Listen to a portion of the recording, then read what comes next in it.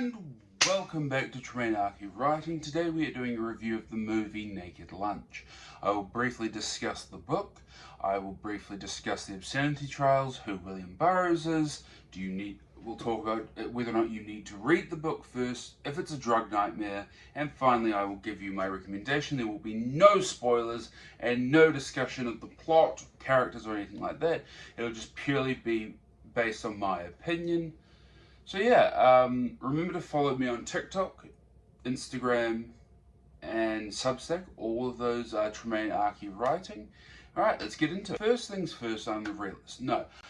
So who was William Burroughs? Well, William Seward Burroughs was born February 5th, 1914, died August 2nd, 1997, the same year that Allen Ginsberg, his lover and literary agent and best friend, died as well.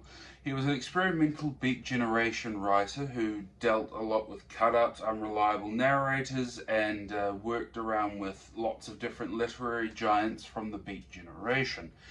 His first book, Junkie, was of moderate success, but once Jack Kerouac had convinced him to write, he was on a mission. Now, many of you will probably know him from his unfortunate William Tell act with his wife, Joan Vollmer, where he shot and killed her. He spent a lot of time moving around from one place to another to avoid his drug addiction and his homosexuality from being persecuted in the United States during this very puritanical time. So he lived in Mexico City for a very long time. That's where the movie and book Queer are based. He also traveled to South America in the search of Yahé, which is also where the movie and book Queer come from. If you don't know this, I actually made a video about the movie Queer, and it's here. Please finish this first, please. Please don't leave me. So yes, he was a homosexual and a heroin addict. Now that is not something you want to be in America at that time, or at any time really. So he lived in Mexico City, went to South America with his boyfriend, who is known as Eugene Ellerton in the movie and book Queer. He then moved to Tangiers on a quest to get away from the oppressive natures that were starting to take over Mexico City. He then moved from Tangiers, which is a large part of the movie Naked Lunch, and will provide a great deal of information for the setting Interzone. In Tangiers, he met Paul Bowles, Paul Bowles' wife Jane Bowles, Brian Geisen, and a few other Beat Generation writers. He then moved to Paris, he then moved to London, and finally back to New York, then settled in Lawrence, Kansas for the rest of his life. Well, with that quick bio out of the way, let's move on to the obscenity trial of Naked Lunch.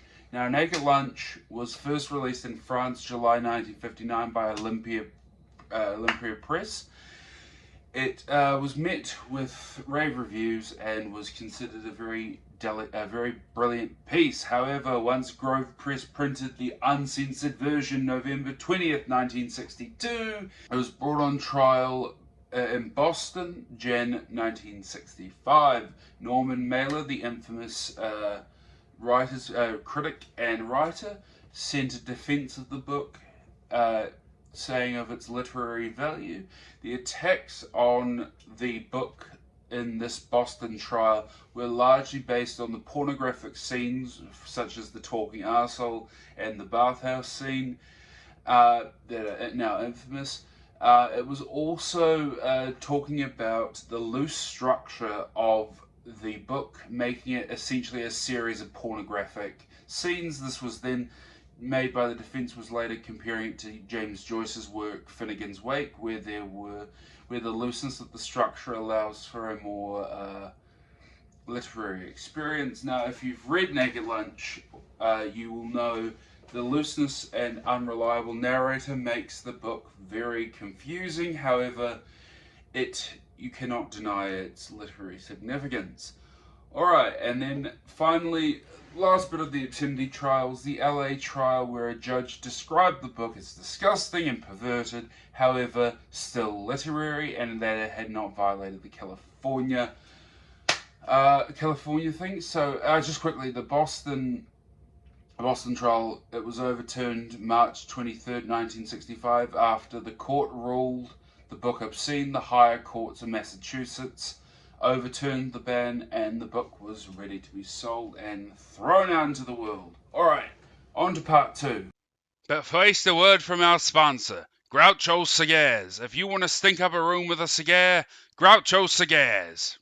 Part 2. Do you need to read the book? No. So, this is probably one of the few times I will say you don't need to read a book. In my opinion, Queer, Naked Lunch, not necessary to read for you to enjoy the movies, especially if you are of a sensitive disposition. Naked Lunch contains the N-word, graphic depictions of sex and rape. It shows a lot of drug use. It is a very upsetting book. And if you are not interested in literary technique or counterculture or Beat Generation or William Burroughs or unreliable narrators, although I found the book fun, I think you do not need to read it in order to enjoy this book. However, a little bit of knowledge about William Burroughs will give you some of the references and you'll get some of the cool stuff there.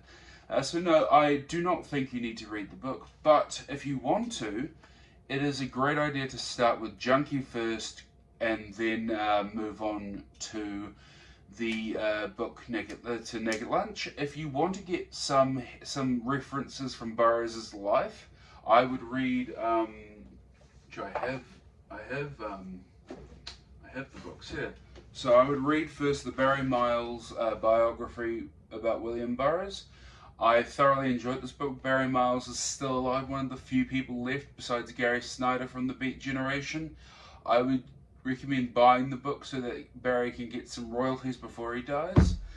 Then I would read the letters of William Burroughs from 1945 to 1959, where he sent Jack Kerouac and Allen Ginsberg lots of letters talking about his time in Tangiers, his time in Paris, his time in London, his time in Mexico City. It's a brilliant book and a brilliant read, and will give you lots of references. Finally, this isn't really needed for Naked Lunch, but I really enjoyed this. The Final Journals of William Burroughs talks a lot about his cats, reflections on getting older, and finally when Allen Ginsberg died, and it is heartbreaking. Alright, on to part 3, which will be, is it a drug nightmare? The movie was made by David Cronenberg, and Peter Sellers plays William Lee, who is the stand-in for Burroughs. So, is it a drug nightmare? The book largely is a very loosely structured, unreliable narrator, very confusing, very hard to follow. The movie does a much better job at creating a narrative and a storyline. But in terms of a drug nightmare, I think people think William Burroughs was just always on drugs and always just wrote on heroin. A lot of the time, if you read the letters, during the letters book I mentioned in part 2, you will see he was often on a little bit on marijuana, maybe some alcohol here and there, but he certainly didn't do heroin when he was writing. Now, I would say the reason Naked Lunch feels so fever dreamish is because William Burroughs was writing he wrote Stream of Consciousness, as a lot of the Beat Generation was based on spontaneity. If you read On the Road by Jack Kerouac, you will see a lot of this spontaneity being very important. But the movie is not a drug nightmare. So there's depictions of hallucinations, the arsehole bug that is a typewriter that I am desperately trying to get a little brooch for, which would be great. There is lots of drugs, as I said, heroin, bug powder dust, mugwumpjism, a lot of really cool drugs and a lot of cool ideas. But I do not. I think the book is certainly a nightmare and a fever dream. However, the movie makes you feel it's more of a biography of Burroughs' life writing Naked Lunch, which means I think you need to hear whether or not you should watch it. Into part 3. And now a word from our second sponsor, Tremaine's Fuck Bread. Buy my fucking bread! Thank you. Part 3. Yes, watch it. Alright, so I think you should watch it. I think even if you are disgusted by it, even if you don't like it in the end, I think you should watch it. Now, my main reason for this is Naked Lunch is a classic. It is the basis for how I got into William Burroughs. It's the basis of my entire, where I went into experimental writing.